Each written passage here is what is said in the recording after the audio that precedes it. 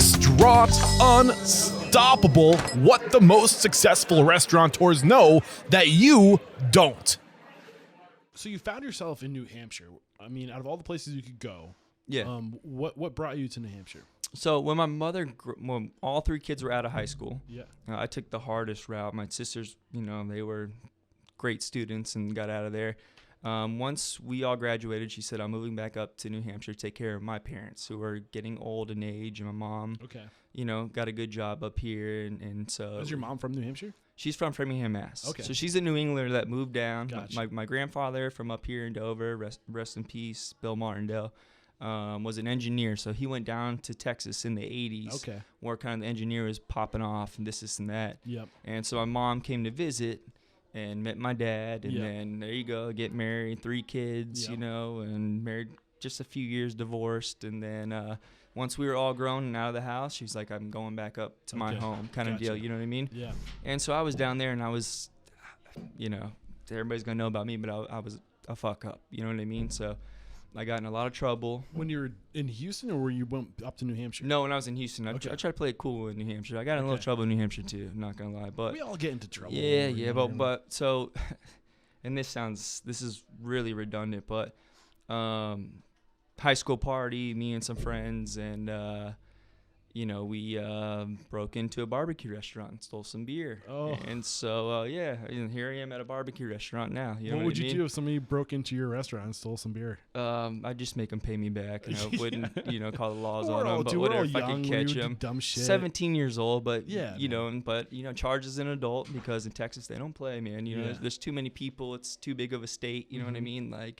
And so I got put on probation, violated it, and I went to jail for 4 months. Okay. At 17 or 18? At 18. Okay. So I spent my 19th birthday in jail, Fort Bend County.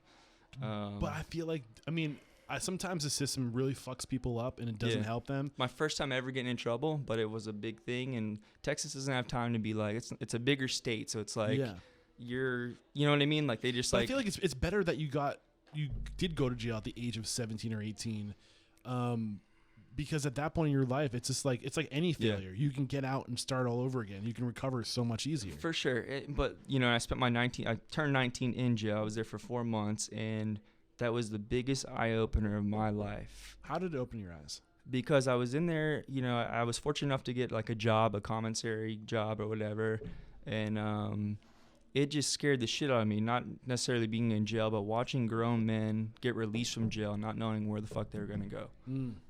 I saw 40-year-old men say, hey, you're done, your time's up. And they would just sit on a doorstep and be like what? No. I don't know where I'm going. Exactly. And that hit me so hard. Well, that's the point I'm making. Yeah. That hit me so hard of I don't want to be this. Exactly. I don't want this life. I don't want to be able to be like, I have no place to go. Yeah. What was it like when you got the news that you were going to go to jail? When the judge, made the sentence? I knew it was going. I mean, I could have finished my probation, but I violated it being a punk ass kid. Yeah. And it was like, you're going. You know what I mean? Yeah. I knew I was going. And again, this is jail. This isn't prison or anything like that. So it's maybe a fist fight here and there, but it's no what the Oz on HBO. It's nothing like that. You know what I'm saying? Man, there was actually a couple of great guys in there that were like.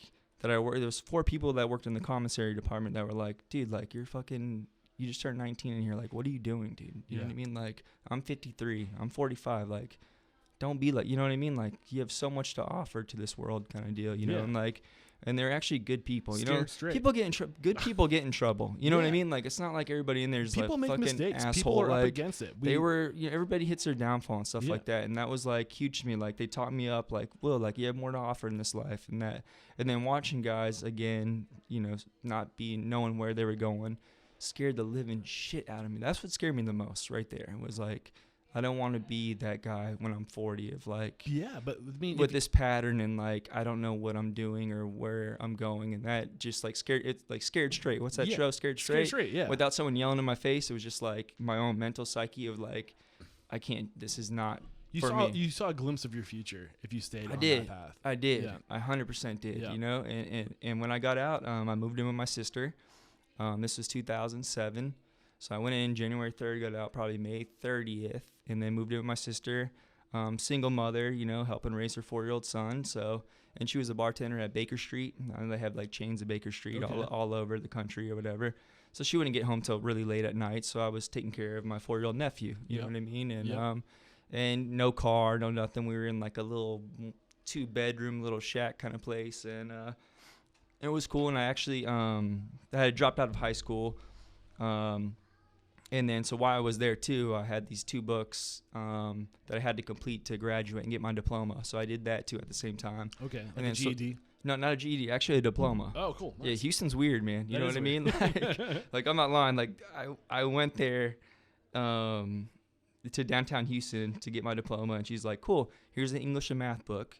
You know, give me half the money up front, complete these 2 books, and then I'll give you your degree when you get back. I was like, okay, cool. And the answers are all in the back of the book. And she's like, make sure you show your work too. And I was like, okay, so scribble. I actually did it, you know what I mean? Yeah. But then, like, when I went to turn them back in and give her the other half of the money, she just flipped through it, you know, real quick, and was like, put the diploma in the printer. And I'm there with my grandfather, Ornell's husband, Sam.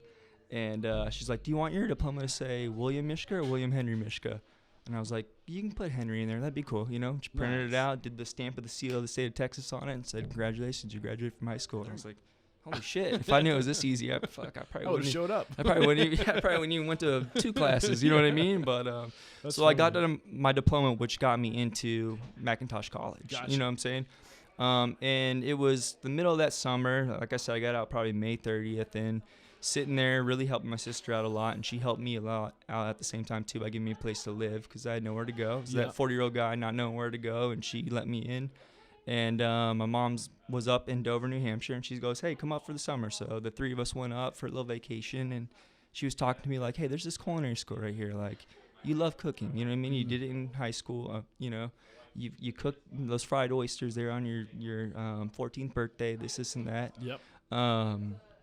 She's like, so what do you think? So we took a tour of the school, and like, you know, me being from Texas, I'm like, well, New Hampshire, like that shit's just cold and snowy as shit all year round. Like I don't know if I want to go up there. Like in Texas, maybe I was ignorant. You know what I mean? Like maybe I'm ignorant. Like that's way up there, man. I don't know. But then coming up here and seeing how beautiful the summers are, like at that time, it didn't get dark till 9 o'clock. I'm like, okay, like this is cool, you know. So really thought about it for a while and was like, I need to do this because I'm not doing anything right now. You know, I have nothing to my name. I was doing dishes at a local restaurant.